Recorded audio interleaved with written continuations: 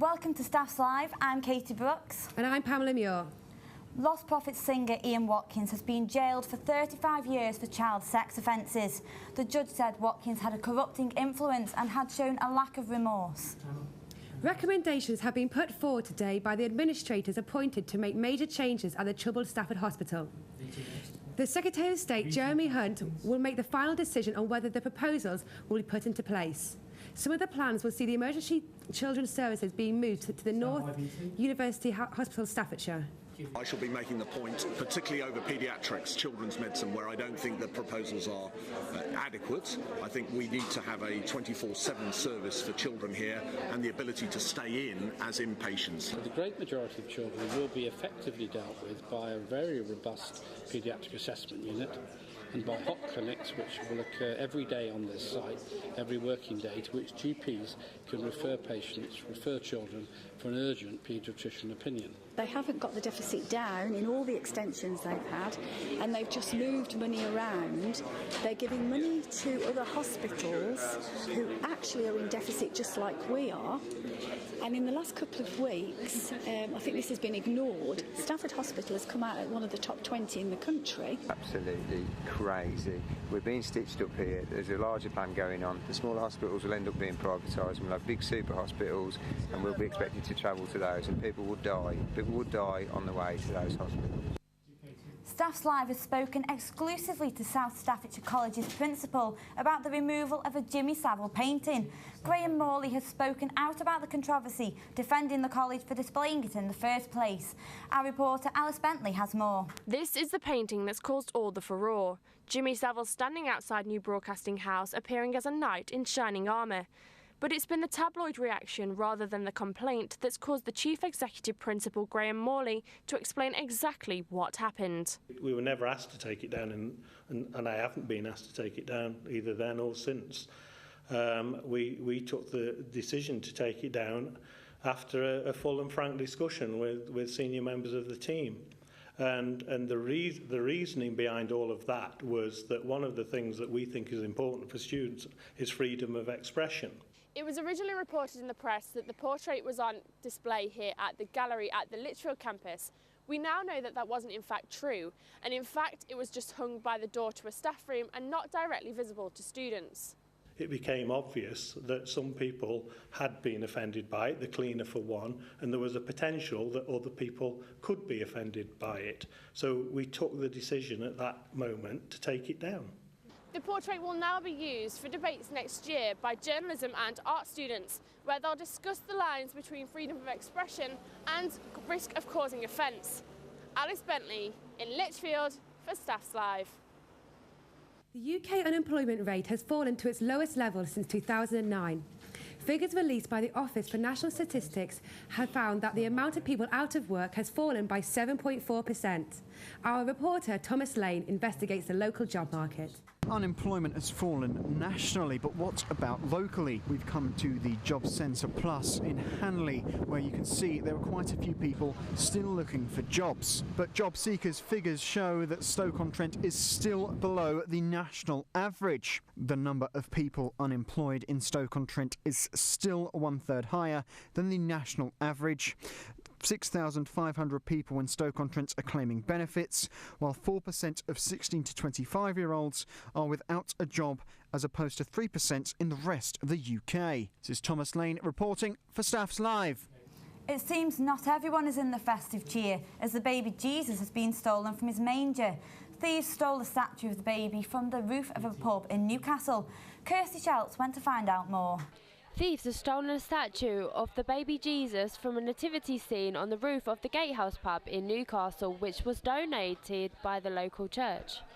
Staffordshire police believe that the thieves stole the baby Jesus and the shepherd here at the Gatehouse pub on Saturday night, when the church held its annual carol service. However, faith has been restored, as a local shop owner has kindly donated a replica of the statue. Krista Wilkes, a local shop owner, and her family have kindly donated a replica of the statue. Was he not there? Thank you. How long have you had that for? About 12 years, something like that. We had a baby Jesus and a Mary and a Josie for when my children were younger, and I just thought it'd be a nice gesture, but we don't use it to replace the one that was stolen. I wouldn't know why anybody'd want to do that, like whether they want to make a point or it's vandals or what they're going to do with it. I don't know, I just think it's disgusting. An announcement on the future of the City Central shopping complex is expected this week. This comes as questions are being raised about how successful the project would be. It's expected that the City Council will announce cuts to the initial plans. Jack Longstaff has more. Plans to build the new City Central retail park in Hanley have been scaled back. The new plan is to further develop the Pottery Shopping Centre. This comes after years of talks between both the council and the developers to find a suitable mix to take the city forward. City Central Shopping Centre was due to be completed by 2015, with construction scheduled to start on Hanley's old bus station site earlier this year. The complex was part of a £350 million revamp of the city centre, and the news that the plans are to be scaled back has come as disappointment to some residents. It could have attracted more people and it could have made it a better looking place when it's not the nicest place in the world to be. And ask the people rather than the men at the shop deciding, oh yes, we'll do this and we'll have more shops. There's not much money going about anyway, and I did hear that a lot of the bigger companies like Debenhams and stuff didn't want to move into the new store area shopping centre when it was built. Despite the public's demand for improvements, as you can see, the city is no further forward than it was several years ago. Jack Longstaff reporting for Staffs Live. Earlier this week, the new wedding shop To The Nines was opened in Newcastle-under-Lyme. Joanne Clay beat 27 other applicants in a Dragon's Den style contest and fulfilled her dream of opening a bridal business. Coco Reen reports. Something old, something new, something borrowed, something blue. Every bride-to-be dreams of the perfect wedding, and with Joanne Clay's new enterprise, it's a dream come true. By beating other applicants in a Dragon's Den style competition, she's able to offer a white wedding. It was thorough, it certainly was, although it wasn't the Dragon's Den, it almost was like that. So yeah, I had to prepare a very thorough business plan. I really had to know my figures. The process Joanne went through meant that she had to impress a team of local business leaders. Eddie Ligdovich, owner of the McDonald's branch in Newcastle-under-Lyme, was impressed with Joanne's drive and determination. I think enthusiasm, her passion for what she believed in also came across very, very strong, and she had a lot of credibility in terms of business plan as well. The turnout at the opening night proves that it was worth the hard work from Joanne. Very proud, yeah, really proud. It's been a lot of hard work. Councillor Matt Taylor also showed his support for the idea. What we need is shops that sell something a bit different, something that sells something a bit niche, and this shop does exactly that, and it means that Newcastle will have something different to offer. Joanne hopes that customers say "I do" to her dresses. Coco Reen for Staffs Live. Trentham's award-winning ice event is back, and during its 8th season it will celebrate receiving over 150,000 skaters.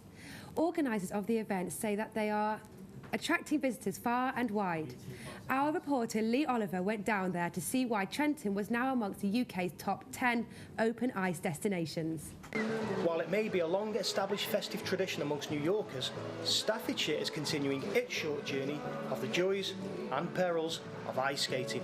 The event encourages budding skaters to hone their skills and invites all to some good old-fashioned festive fun. It's really enjoyable. We come here as a family and really enjoy coming here. Cold, but it's really good. I think I was going to score it out of 10. I scored it about a 9. 10. It's clear to see why Visit England considers Trenton to be amongst the best open-air ice rinks in the UK. Well, we're one of the most popular tourist destinations in the region, and we were highly commended by Visit England at the National Excellence in Tourism Awards last year, which makes us one of the top 5 tourist destinations in the UK. I think it's probably the stunning scenic setting that gave us the award, and that's what gets the attention.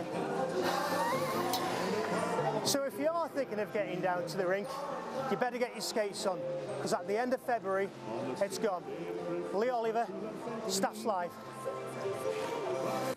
How wonderful. That wedding dress shop in Newcastle seemed like a great idea, particularly a good initiative to get shops and local shops back into Newcastle town centre. And I certainly would like to buy a wedding dress that's as beautiful as those. Wouldn't we all? That's all for now. For the latest news, visit our website at staffslive.co.uk. We'll be back at 5.